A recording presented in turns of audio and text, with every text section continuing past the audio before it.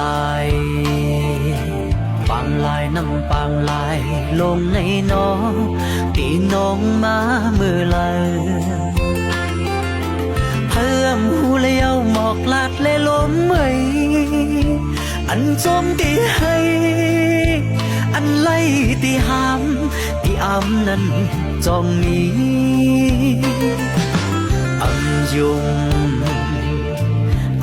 งซ้ำอำยุงในก่อนอสั่งมันมาลาดจึงอันนำเกียกโกคือวายตาด้วยเยาสมวยเสียนหอน้องลาดว่าใจเอ้ยสั่งไว้ในอ่านให้เจอเย็นว่าอำเพียนนำลมเอาโฮมหักมุงสุ่มปีไลยุ่มความสื่อถึงตีเลี้ยวเขียวห่างลีเฮาไล่ออกตีห่มเงาปันเปิ้น